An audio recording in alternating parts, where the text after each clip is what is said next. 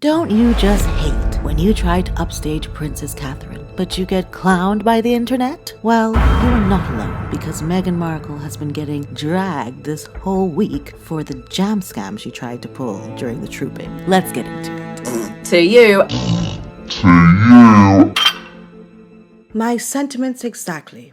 Thank you, Taz. Now it has been said that Meghan Markle has arrested development. She's childish, she's petty, she's insanely jealous of Princess Catherine. Imagine you're a woman in her 30s, 40s, 50s, pulling these stunts. And all those things are true.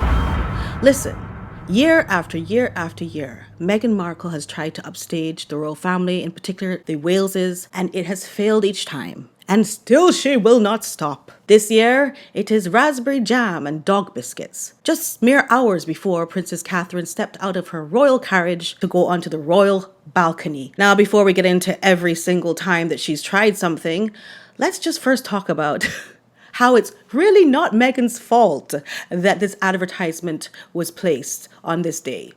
It was a third party, they said. It was her friends that she gave her things to. It's not her fault. It's theirs. As if we are seriously in kindergarten where you could just blame someone else for your actions. I mean, come on, what are we doing here? I just want to say, whenever these friends of hers are promoting her stuff, how insane do they look? They look like drunken night goers that have just come back from the pub and grabbed some jam and some bread. It just reminds me of, do you remember when David Hasselhoff's daughter filmed him drunk like a skunk eating a burger? Remember this?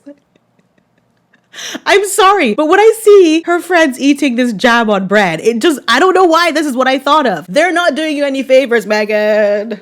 And the dog biscuits? Bruh. That was hilarious to me because I had just done a video on her puppy gate when she tried to steal a puppy. And I think she must really regret not having some puppy biscuits to win over that puppy.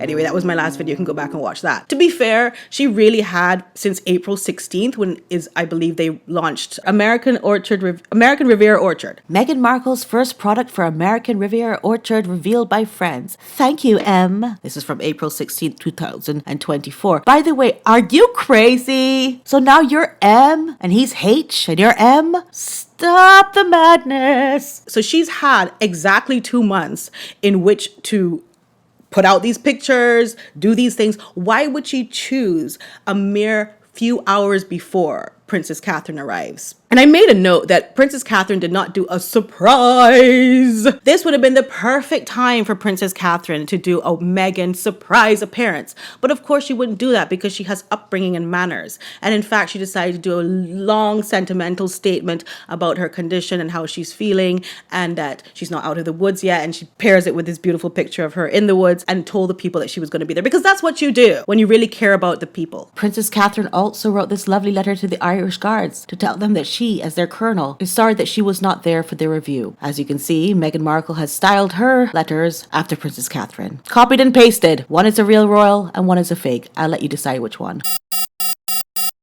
I was such a fraud. You don't make it about you. You make it about how happy they are. It gives them the expectation of you coming, which makes them happy. And that's exactly what did happen. And it was also said that King Charles actually spoke to Catherine personally and asked her how she felt about making it to the trooping and that he would really like if she did make it. I think that was one of the best moments for me, was when her and King Charles exchanged this beautiful glance at each other, knowing that they're both going through similar things, that she was standing next to King Charles as well. She was positioned there. And that really meant so much to the public. Another thing I wanted to say about the trooping, I love the pictures of her with her children. It just gave so much peace. I don't know if it was her wearing white with the Queen also wearing white. It just gave this sense of peace and calm and that all was right in the world. The soldiers did an amazing job. They're immaculate, on point as always.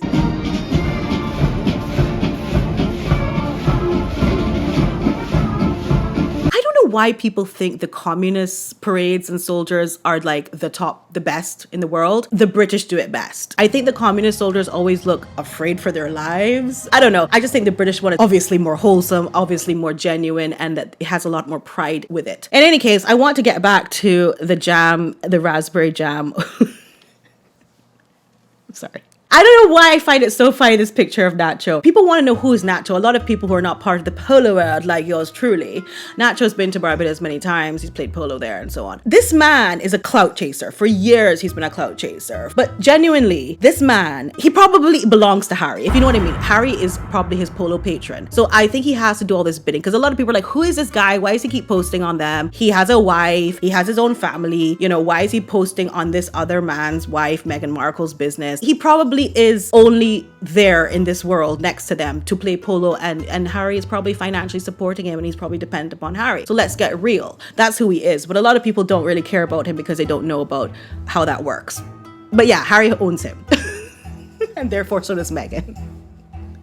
That's why he's popping up all up underneath these people constantly. So yeah, just some of the things that Meghan's done in the past. Meg always does PR release of old materials on Prince Louis's birthday. We had the first birthday where she released a bunch of old but never seen photos for Earth Day. We have the second birthday where the Sussex first attempt to draw a parallel with Archie's birthday a month later. So yeah, a month later they start putting out these press releases of what Harry is doing with Archie and what William is doing with Louis, and they somehow try to draw a parallel between them, even though they aren't the same age and they're not in the same place in the world and they're not having a birthday together. That was just really weird, and like nobody got that. You know, they're calling them the Fab Four at that time. When he turns 3, Meg and Archie's back rib pap walk photo in LA from preschool. Remember that? When suddenly she's like 29 months pregnant and holding a 2-year-old. And Meghan also managed to merch immediately every single shite she was wearing that day. And that was a really bad one, by the way, because I remember that one was, she released it before the release of Prince Louis's birthday pictures, which was a big faux pas. But anyway, when he turns 4, Meg releases a story about the non-fire in baby Archie's room when he wasn't even in it during the South Africa tour in September 2019. When he turns 5, the story in the press about Meg writes to Charles about racism. But this happened after the Oprah interview in 2021, but suddenly resurfacing the day before Louis's birthday. When he turns 6, out of the blue, Sussex announced 2 new communication hires, including deputy press secretary and one based in the UK. Just randomness, just to put something out there to thwart his birthday press. They believe there's no such thing as bad press, and they must believe that because that's all they get is bad press. I've reached a point now where I can't be bothered. Do you know, in that and that's case, the worst thing for them. I'll remind you of that. They're like so irrelevant. I can't, honestly, I haven't got the energy anymore. And everyone's saying they're really sick of and tired of it, and they're tired of them and tired of them. And let's get real. I mean, we all are. I don't understand how people are still talking about Meghan's history and her past and like who she dated and who was there and who wasn't there. For me, I'm going to tell you very honestly, I don't really care about anything Meghan did to anyone else until she did it to the royal family, because she did it on a public stage with no evidence and was trying to destroy a monarchy. Prince Philip had just passed away. The Queen was not well. All these changes are happening, and she decided that that was the right time to strike when they were at their most vulnerable with no evidence, and then also undermining, and I have to keep saying this as a woman of color, undermining the struggle, the real struggles that people have with racism, and people had other struggles with mental health that she also undermined by talking all that complete garbage. So that is what I have a problem with. I don't have the time, girl, to talk about who she was with and what and when and how much man she left and who she didn't leave. That's between her and her men's, you know? But this, what she did, once she did it, I think that has to be addressed. And when she keeps trying to do things, we have to keep an eye on her to make sure that she never tries to cross the royal family again. I just love this beautiful video of Catherine talking about Prince Louis. You know, he is so cheeky. We love to see him. George and Charlotte aren't as similar to me, but Louis is. He's my twin, my male version.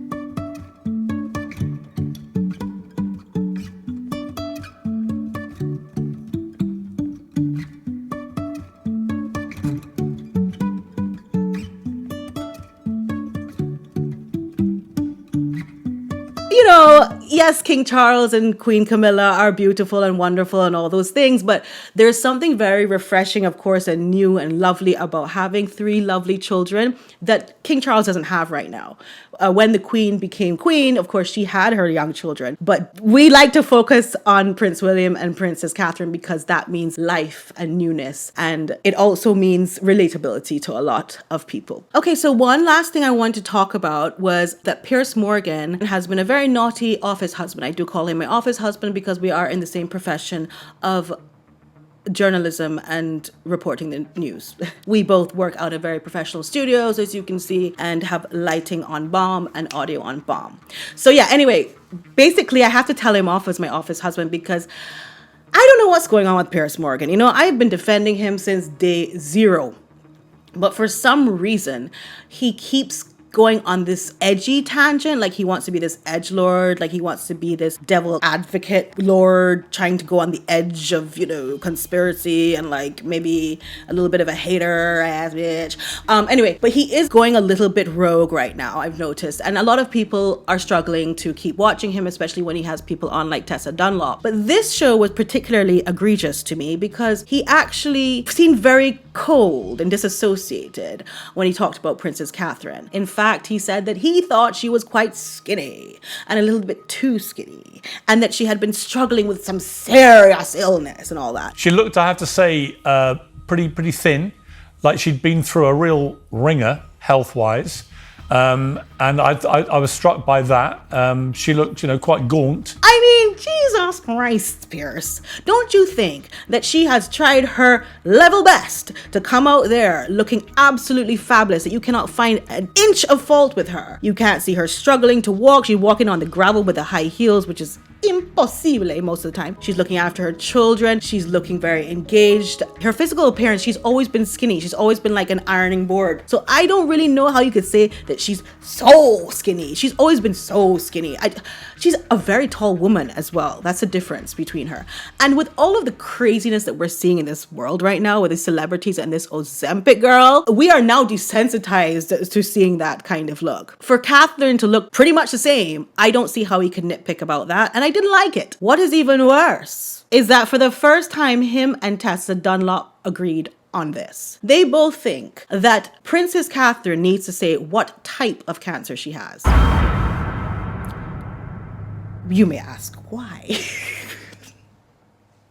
They both decided they want to be role models to other people and inspire people, but how can you do that if you don't actually say what cancer you've got? This is what Tessa then says. But I think we can stop the platitudes. Oh, this is so helpful for others suffering with cancer. We saw when King Charles came out and said he was having treatment for enlarged prostate. Very specific. I bet Piers, being a man of a certain age, banged in enlarged prostate. Actually, that's exactly what I did. There you are. Right, because I genuinely thought, oh, that's what he's got. Yeah. That's interesting. Do I know the symptoms? Do I know how to recognise them? That to me is really helpful. But if he hadn't said any of that, I'm not sure how helpful. Yeah, with vague cancer, what do I do? Feel my armpit, my breast, you know, up under.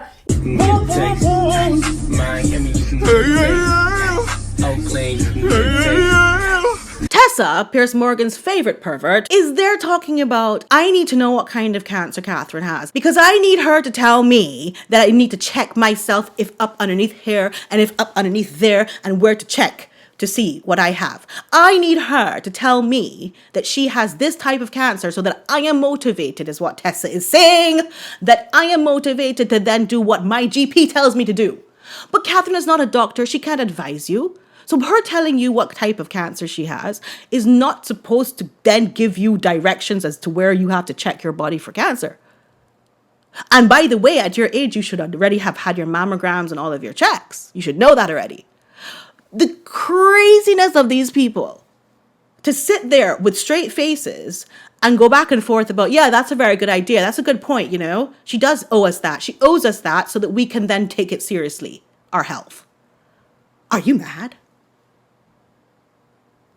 So that is where I had a problem with him.